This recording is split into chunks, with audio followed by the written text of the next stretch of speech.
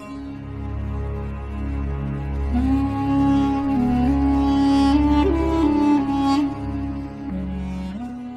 R K network के मुअज़्ज़ज़ दोस्तों, मैं हूं अहमद खान और आप लोग देख रहे हैं हमारा चैनल ये आरके नेटवर्क। दोस्तों, आज तिरंगा जो हमारे देश भारत की आन बान शान माना जाता है, क्या आप इस तिरंगे की हिस्ट्री को जानते हैं?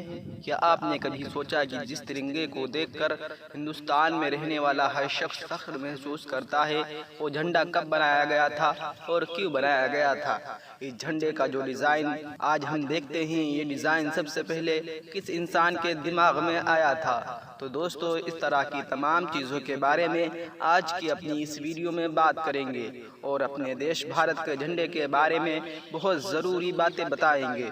तो मुअज़्ज़ज़ दोस्तों, वीडियो को आखिर तक ज़रूर देखें। वीडियो शुरू करने से पहले हम आपसे एक छोटी सी गुजारिश करना चाहेंगे कि अगर वीडियो पसंद आए तो वीडियो को न सिर्फ लाइक करें बल्कि अपने दोस्तों, अहबाबों और रिश्तेदारों के साथ ज़रूर शेयर करें।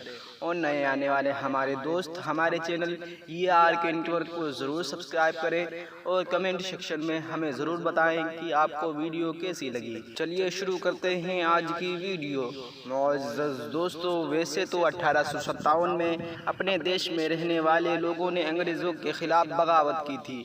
तभी से हिंदुस्तान में रहने वाले लोगों को एक झंडे की कमी महसूस होने लगी थी, क्योंकि हिंदुस्तानी जब अंग्रेज़ों के ख़िलाफ़ कोई आंदोलन किया करते थे या कोई बड़ी रैली निकालने की सोचा करते थे, तो उनके पास कोई ऐसा झंडा मौजूद नहीं हुआ करता था कि जिसके ज़रिए वो हिंदुस्तान के तमाम लोगों को, फिर चाहे वो हिंदू हो या मुसलमान हो या फिर सिख हो या ईसाई, सबको एक झंडे के नीचे जमा कर सके। और जैसा कि हम सभी जानते हैं कि किसी भी जंग के लिए सबसे ज़रूरी चीज़ झंडा ही होता है, क्योंकि इसी झंडे के नीचे तमाम की तमाम फौज जमा होती है। और ये झंडा हिंदुस्तान के लोगों के पास 1857 के जंग शुरू होने तक भी मौजूद नहीं था।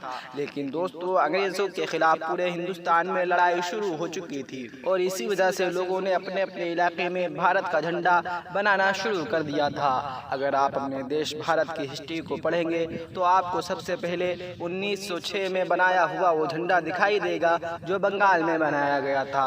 बंगाल में अंग्रेज़ों के खिलाफ एक रैली निकाली गई थी कि जिसमें एक ऐसा झंडा बनाया गया था कि जो 3 रंगों से बना हुआ था, और आप उसे हिंदुस्तान का पहला तिरंगा भी कह सकते हैं। और इस तिरंगे में सबसे ऊपर केसरिया रंग था और बीच में पीले रंग की पट्टी थी और नीचे हरे रंग की पट्टी थी, और बीच वाली पट्टी पे हिंदी में वंदे मातरम लिखा हुआ था, और नीचे की हरी पट्टी पे एक सूरज और एक चांद तारा बना हुआ था। इसके बाद हिंदुस्तान का झंडा भीखाजी कामा ने 22 अगस्त 1907 को बनाया था।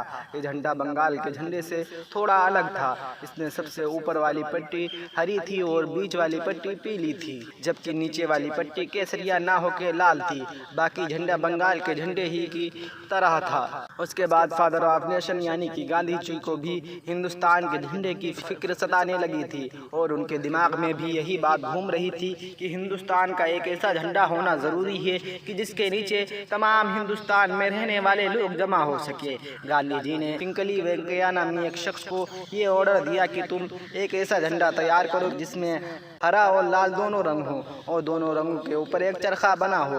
गांधी जी के ऑर्डर पर पिंकली वेंकैया ने एक ऐसा झंडा तैयार किया कि जिसमें ऊपर हरा रंग था और नीचे रेड यानी कि लाल रंग था, और उन दोनों रंगों के ऊपर बीच में एक चरखा बना हुआ था। लेकिन दोस्तों, गांधी जी को यह झंडा बिल्कुल भी पसंद नहीं आया था। उसके बाद गांधी जी ने पिंकली वेंकैया को कहा कि इसमें इन 2 रंगों के अलावा एक और रंग शामिल करो, और वो नया रंग होना चाहिए सफ़ेद। दोस्तों, गांधी जी के मशवरे पर पिंकली वेंकैया ने इसमें सफ़ेद रंग को भी शामिल कर दिया। दोस्तों, आखिरकार बड़ी जद्दोजहद के बाद 1931 में इंडियन नेशनल कांग्रेस की तरफ से एक ऐसे झंडे को परमिशन दे दी गई कि जो 3 कलर का था, जिसमें सबसे ऊपर केसरिया कलर था, बीच में सफ़ेद कलर और नीचे ग्रीन यानी कि हरा कलर था, और झंडे के बीच में एक चरखा बना हुआ था जो गांधी जी की फरमाइश पर बनाया गया था। और मुअज़्ज़ज़ दोस्तों, इसके बाद 1931 यानी कि 1931 से लेकर 1947 तक यही इंडिया का झंडा रहा। और इसी झंडे के नीचे हमारे हिंदुस्तान के लोगों ने अपनी आज़ादी की लड़ाई लड़ी थी। उसके बाद 1947 यानी कि 1947 में जब अंग्रेज़ भारत को छोड़कर चले गए तो पूरे हिंदुस्तान के लोगों के सामने सबसे बड़ा सवाल यही था कि अब भारत का झंडा कैसा बनाया जाए, क्योंकि अभी तक भारत के लोगों ने जिस झंडे के नीचे अंग्रेज़ों के खिलाफ लड़ाई लड़ी थी वो भारत देश का झंडा नहीं था, बल्कि वो झंडा कांग्रेस पार्टी का था।